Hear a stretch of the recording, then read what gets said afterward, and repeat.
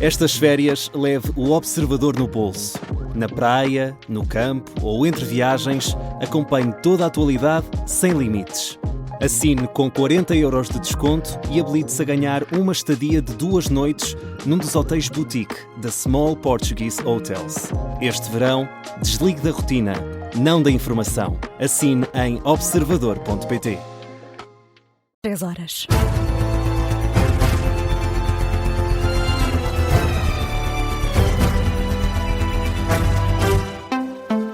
As notícias com o jornalista José Rafael Lopes. E começamos com os grandes incêndios que estão a afetar Espanha e França. Há 75 bombeiros feridos no grande incêndio em Gironda, no sudoeste francês. A informação é dada pelo jornal Le Monde. Avança que um total de 75 bombeiros já ficaram feridos e precisaram de receber cuidados médicos. Ainda assim, nenhum corre perigo de vida. No terreno, o cenário continua a ser muito desfavorável. É o que diz o ministro francês da Administração Interna.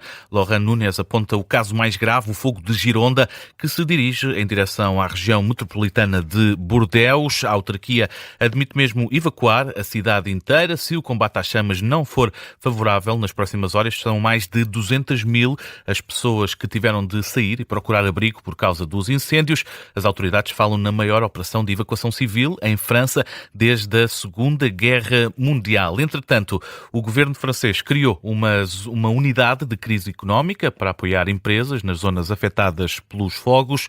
O presidente da Câmara de Bordeaux pediu ao governo francês a criação dessa unidade económica e o ministro já aceitou o pedido. Em Espanha, o rei elogia o trabalho exemplar da Proteção Civil. Filipe VI destacou que há sinais positivos na evolução do incêndio e do trabalho de todos os efetivos mobilizados. O rei de Espanha visitou o polidesportivo de Vilamanta, em Madrid, onde estão abrigadas as pessoas que tiveram de ser retiradas.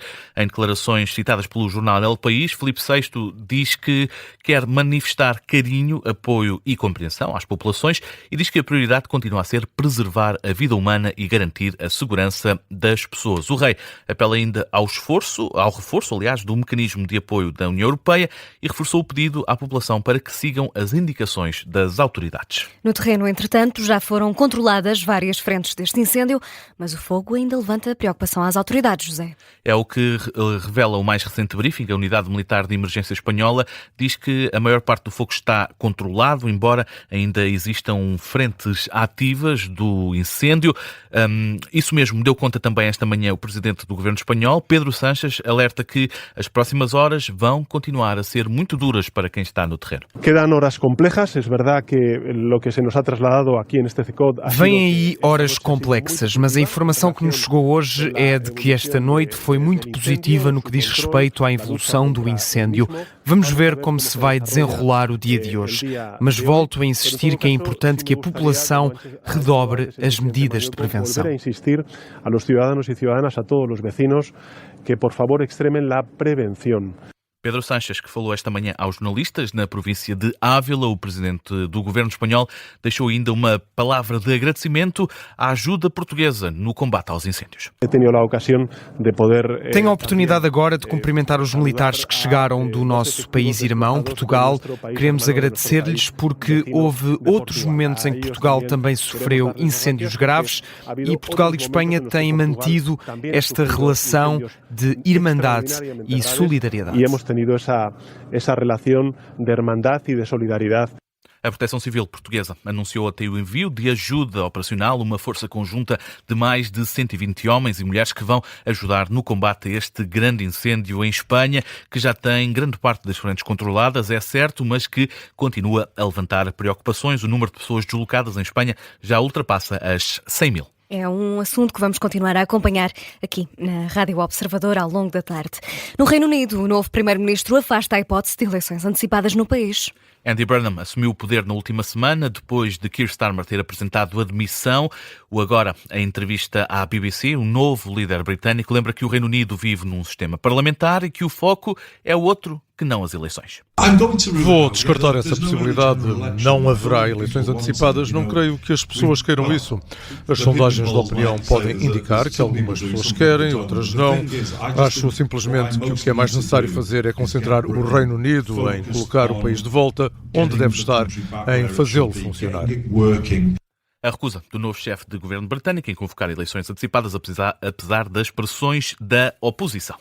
Ainda na atualidade internacional, o Papa pede que seja retomado o diálogo no Médio Oriente. Apelo feito hoje, a partir do Vaticano, Leão XIV pede a todas as partes envolvidas em conflitos militares que ponham fim às operações militares. Rinnovo altresì il mio appello circa la situazione in tutto il Medio Oriente. Renovo o meu apelo em relação à situação em todo o Médio Oriente, onde a intensificação das operações militares trouxe de volta a violência e a destruição, colocando em grave risco a vida de inúmeros civis e agravando a escassez de água potável e de eletricidade.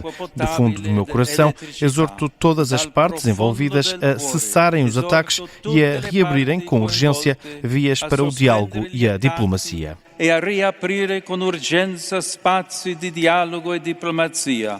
O apelo do Papa Leão XIV este domingo no Vaticano. Por cá, José, o secretário-geral do Partido Socialista acusa o governo de estar a lucrar com a subida do preço dos combustíveis. A partir de amanhã, o preço da gasolina e do gasóleo vai voltar a subir, ultrapassa os 2 euros por litro. Em declarações em Vila Nova de Gaia, o secretário-geral do PS não quis voltar a comentar o caso do ministro da Administração Interna, quis antes criticar o governo. José Luís Carneiro entende que têm faltado medidas por parte do Executivo para fazer face ao aumento do preço dos combustíveis e aos efeitos que tem na vida dos portugueses. Nós avançamos com propostas que o Chega, a Iniciativa Liberal e a AD chumbaram na Assembleia da República reduzir o IVA temporariamente sobre os impostos relativos aos combustíveis. E é isso que o Governo deve fazer, porque o Governo, volto a repetir, já ganhou em 2024 e 2025 mais de 1.048 milhões de euros só de carga de impostos sobre os combustíveis. Ou seja, o Governo está a lucrar com o sacrifício de todas vós e de todos nós quando vamos colocar combustível. Tem de ser medidas temporárias e adequadas às necessidades da economia das famílias e da economia das empresas. José Luís Carneiro a criticar o governo pelo aumento do preço dos combustíveis. Amanhã a gasolina e o gasóleo sobem, vão ultrapassar os 2 euros por litro. A Comissão de Trabalhadores do INEM denunciou hoje a retirada de 100 ambulâncias do dispositivo operacional do INEM. Consideram que tal vai aumentar a pressão sobre os bombeiros e a Cruz Vermelha com um risco acrescido para os utentes. Em comunicado, a Comissão de Trabalhadores nega o cenário de um reforço de meios. Esta posição surge após declarações do presidente do INEM, Luís Mendes Cabral, em entrevista à RTP, onde confirmou a transferência das ambulâncias, mais de 100, que vão passar de veículos de emergência médica do INEM para as unidades locais de saúde.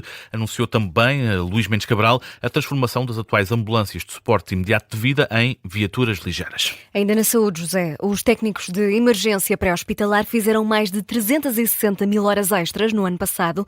O sindicato que representa a classe alerta para a falta de profissionais. O Jornal Público escreve esta manhã que mais de um quarto do trabalho dos técnicos do INEM foi feito em horas extra, em 2025, no ano passado.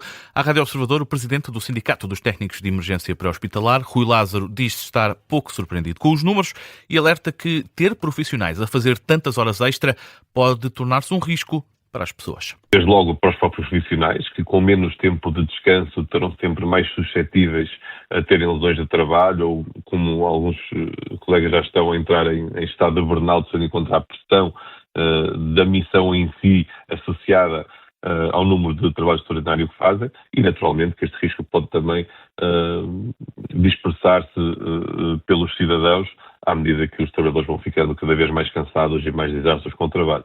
E perante este cenário, o presidente do Sindicato dos Técnicos de Emergência Hospitalar explica na Rádio Observador que é urgente começar a olhar para o país como um todo. Garantir mais resposta, mais eficiente, com mais educação e mais competências e a todo o país. Não podemos tomar medidas com base no que acontece no Porto, em Lisboa e em Coimbra. Temos de olhar para o país como um todo, garantir uma equidade nos serviços, por isso precisamos de mais técnicos. Precisamos que as competências destes técnicos sejam alargadas a todas as ambulâncias do sistema, incluindo bombeiros e Cruz Vermelha, pois são estes, sobretudo em todo o país, sempre os primeiros a chegar às ocorrências mais graves, e é aqui que tem que estar uma resposta rápida, segura e eficaz. O presidente do Sindicato dos Técnicos de Emergência Pré-Hospitalar na Rádio Observador a dar conta do aumento do risco para os utentes relacionado com a falta de profissionais de saúde. 3 horas 9 minutos, José, é tempo tempo de olharmos para as notícias de âmbito local. Começamos em Matosinhos. Foi inaugurada a ligação entre as ruas do Moinho Posto e do Carvalhal, bem como a requalificação do caminho das Rabequinhas. A intervenção integra um dos projetos do Plano Diretor Municipal, faz ainda parte da estratégia municipal a criação de uma rede de caminhos rurais. Em Oliveira de Azeméis, a Câmara Municipal vai apoiar financeiramente o associativismo social, cultural e recreativo. O investimento global é de 240 mil euros para o próximo ano. A participação financeira inclui ainda associações locais. Em Lisboa, a Câmara Municipal aprovou uma proposta que inicia uma nova edição do BIP-ZIP Lisboa, uma iniciativa que promove o desenvolvimento comunitário, a participação dos cidadãos e a inovação social nos territórios prioritários. O município prevê atribuir um orçamento inicial de 400 mil euros para apoiar estes novos projetos desenvolvidos por parcerias locais no território. Em Almada, o trânsito vai estar condicionado amanhã e terça-feira. A intervenção deve-se aos trabalhos de desmontagem de uma grua. As zonas condicionadas são a Alameda Timor-Lausai, a Caparica e a estrada no sentido da Universidade. Nas Caldas da Rainha, o abastecimento de água vai estar temporariamente interrompido. A intervenção vai realizar-se durante a segunda e a terça-feira, amanhã e terça. Os trabalhos de reparação vão decorrer em todos os edifícios situados na freguesia do Nadadouro. Na Marinha Grande, o município vai promover um passeio na natureza no dia 8 de agosto. A iniciativa chama-se Biodiversidade das Dunas da Marinha Grande. Tem como objetivo levar a população a descobrir a riqueza ecológica dos habitats na Praia Velha e também em São Pedro de Moel. E é com um passeio na natureza que fechamos esta edição das 3 da tarde.